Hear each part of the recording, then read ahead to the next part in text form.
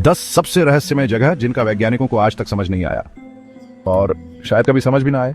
दोस्तों, क्या आपने कभी सोचा है कि हमारी दुनिया कितनी अजीब है? जैसे आपकी चाची का अचार का नुस्खा, इस वीडियो में हम आपको दुनिया के 10 सबसे रहस्यमय स्थानों के बारे में बताएंगे जिनका रहस्य आज तक वैज्ञानिकों के लिए अनसुलझा है। और शायद आपकी चाची भी नहीं सुलझा पाएंगी, तो तैयार हो जाओ दोस्तों एक एडवेंचर सफर के लिए। और हाँ, चाची का अचार साथ लाना मत भूलना, जहां हम आपको लेकर चलेंगे दुनिया के 10 सबसे रहस्यमय जगहों पर और शायद कुछ अचार के रहस्य भी सुलझा लें। सबसे पहले हम आते हैं बरमूडा ट्रायंगल पर। यह जगह तो जैसे रहस्यों का घर है और शायद खोए हुए सामान का भी। यहाँ जहाज और हवाई जहाज अचानक गायब हो जाते हैं और किसी को नहीं पता कि आखिर ये सब कैसे होता है। शायद ये जगह लॉस्ट एंड फाउंड का नया हब है।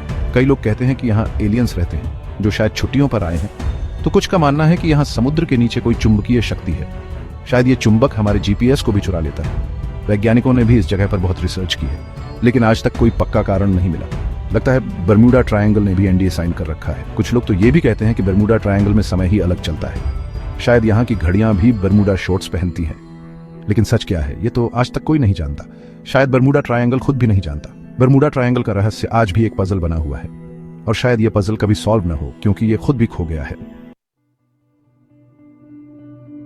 अब हम चलते हैं इंग्लैंड, जहां खड़ा है एक और रहस्य, स्टोनहेंज, या यूं कहें पत्थरों का सबसे बड़ा जिग्सो पजल। ये बड़े बड़े पत्थरों का ढांचा सदियों से लोगों को हैरान कर रहा है और शायद पत्थरों को भी। कोई नहीं जानता कि आखिर किसने बनाया ये ढांचा और क्यों। शायद किसी ने सोचा चलो कुछ बड़ा करते हैं। कुछ लोग कहते हैं कि ये एक बहुत पुरानी वेधशाला है, जहां लोग तारे देखते थे और सोचते थे वाह, ये पत्थर भी तारे देख रहे हैं। तो कुछ का मानना है कि ये पूजा पाठ के लिए बनाया गया था। शायद पत्थरों को भी आशीर्वाद चाहिए था। वैज्ञानिकों का कहना है कि ये पत्थर 5000 साल से भी ज्यादा पुराने हैं, यानी ये पत्थर हमारे दादा दादी के भी दादा दादी हैं। लेकिन सवाल ये है कि इतने बड़े बड़े पत्थरों को उस जमाने में कैसे उठाया गया होगा। शायद किसी ने कहा चलो जिम चलते हैं, और कैसे लाया गया होगा इतनी दूर से। शायद पत्थरों ने खुद ही कहा चलो एक ट्रिप पर चलते हैं। स्टोनहेंज एक ऐसा रहस्य है जो आज भी लोगों को अपनी तरफ खींचता है, और पत्थरों को भी। अब हम चलते हैं पेरू, एक ऐसा देश जो अपने अद्भुत प्राकृतिक सौंदर्य और प्राचीन सभ्यताओं के लिए जाना जाता है, और शायद कुछ बहुत बड़े बहुत बोरिंग कलाकारों के लिए भी, जहां रेगिस्तान में बनी है रहस्यमय आकृतियां, नाज़का लाइन्स।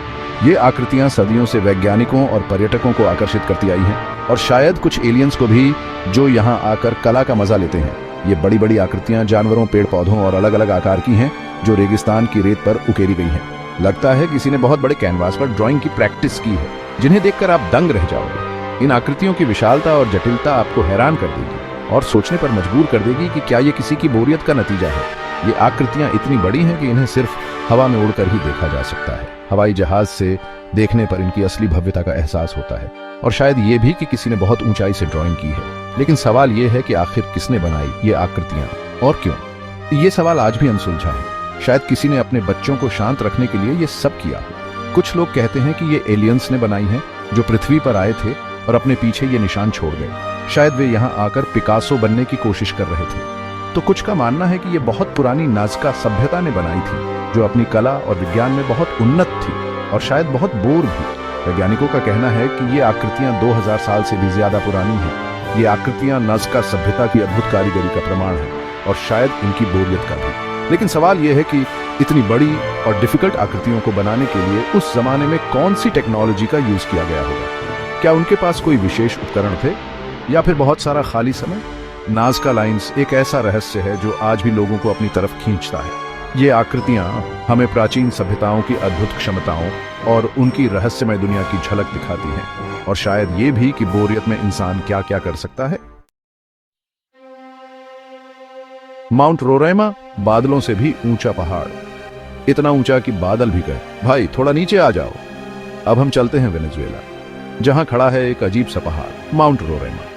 ये पहाड़ इतना अजीब है कि इसे देखकर खुद पहाड़ भी सोचते हैं भाई ये कौन है। ये पहाड़ इतना ऊंचा है कि इसका ऊपरी हिस्सा अक्सर बादलों में छुपा रहता है। बादल भी सोचते हैं कहां छुप जाएं, ये तो हमें भी ढूंढ लेता है। इस पहाड़ की सबसे खास बात यह है कि इसका ऊपरी हिस्सा बिल्कुल सपाट है, जैसे किसी ने चाकू से काट दिया हो। लगता है किसी ने पहाड़ को पिज्जा समझ लिया था। इस सपाट जगह पर एक अलग ही दुनिया है, जहां बहुत से अनोखे पेड़ पौधे और जानवर पाए जाते हैं, जैसे किसी ने जंगल की पार्टी रखी हो। वैज्ञानिकों का कहना है कि इस पहाड़ का निर्माण लाखों साल पहले हुआ था और तब से यह पहाड़ सोच रहा है कब कोई मुझे समझेगा। लेकिन सवाल यह है कि आखिर इस पहाड़ का ऊपरी हिस्सा इतना सपाट कैसे है? क्या किसी ने इसे आयरनिंग बोर्ड समझ लिया था?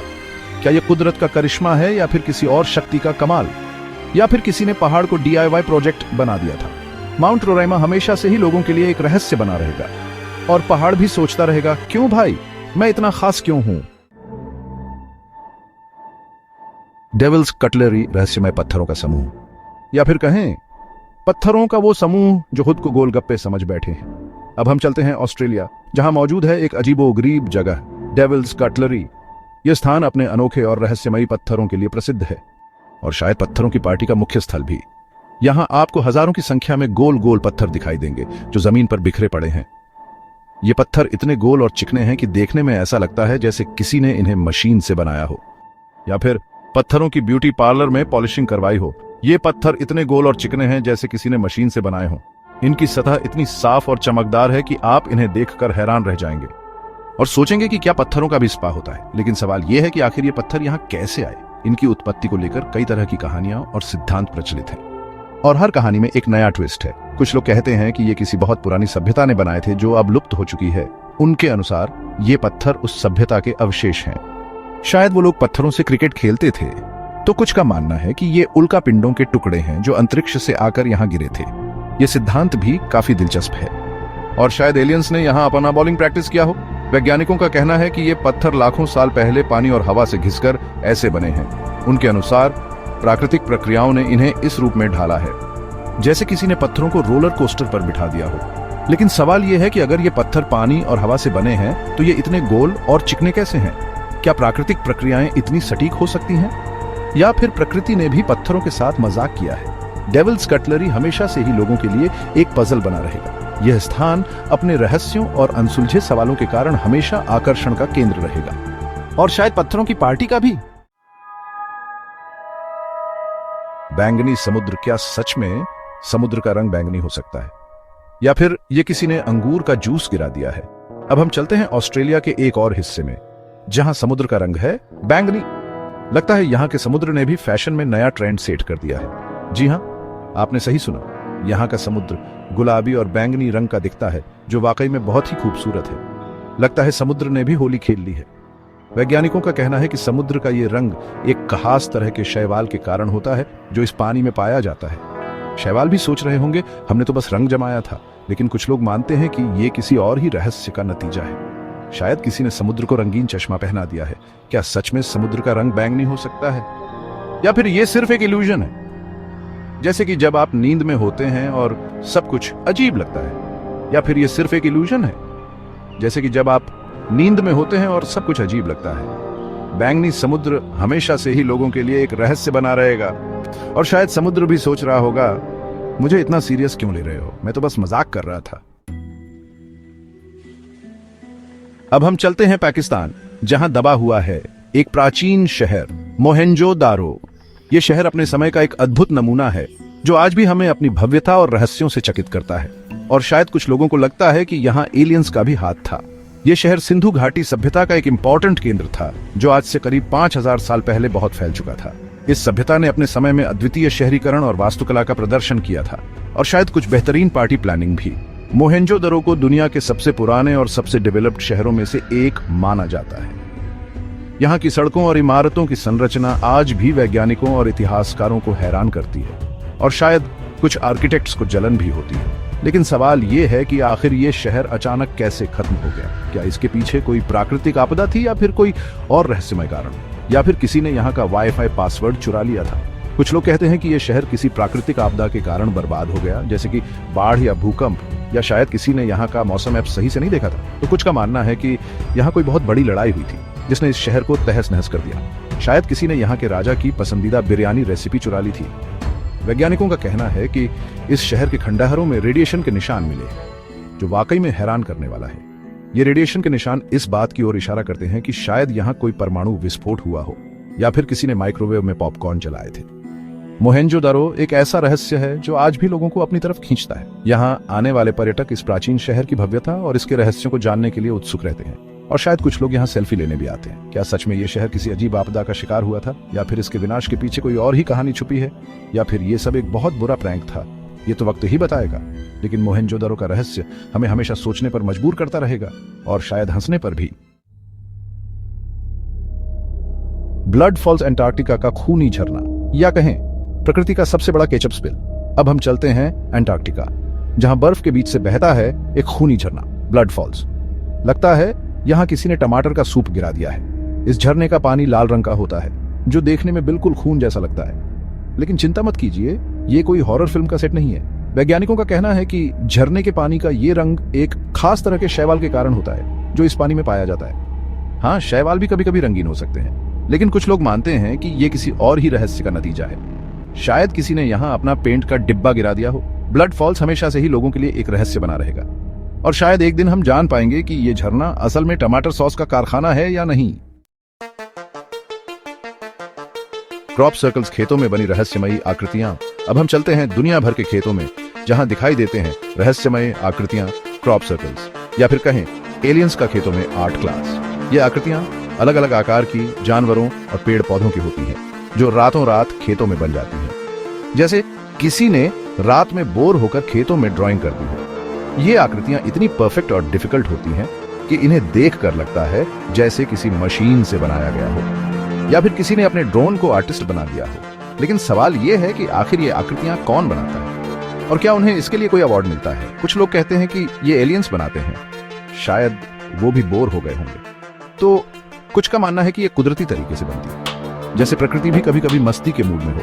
वैज्ञानिकों का कहना है कि इन आकृतियों को बनाने के पीछे इंसानों का ही हाथ है। शायद किसी ने अपने खेतों में वाईफाई सिग्नल ढूंढने की कोशिश की हो, लेकिन आज तक कोई भी इस बात को साबित नहीं कर पाया है, और शायद कभी कर भी नहीं पाएंगे। क्रॉप सर्कल्स हमेशा से ही लोगों के लिए एक पजल बना रहे, और शायद एलियंस के लिए भी।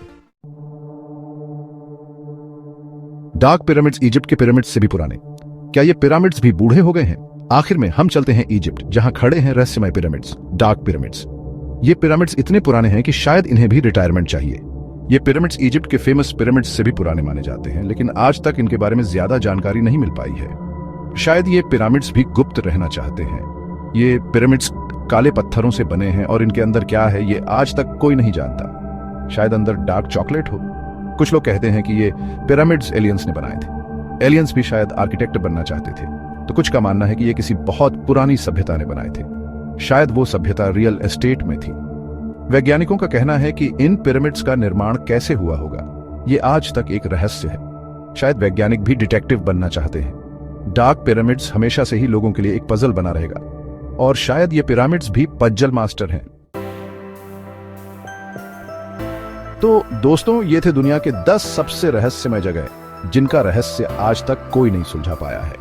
उम्मीद है आपको ये वीडियो पसंद आया होगा, और आपने कुछ नया सीखा होगा, या फिर कम से कम अपने दिमाग को थोड़ा घुमा दिया होगा। अगर आपको ये वीडियो पसंद आया हो तो इसे लाइक और शेयर जरूर करें, और हाँ, हमारे चैनल को सब्सक्राइब करना ना भूलें, ताकि आपको ऐसी ही इंटरेस्टिंग वीडियोस मिलती रहे। और हाँ, अगली बार हम आपको बताएंगे कि कैसे एक बिल्ला अपने मालिक से ज्यादा स्मार्ट हो सकता है। अगली बार फिर मिलेंगे एक और नई वीडियो के साथ। तब तक के लिए नमस्ते। और हाँ, रहस्यमय जगहों पर अकेले मत जाना।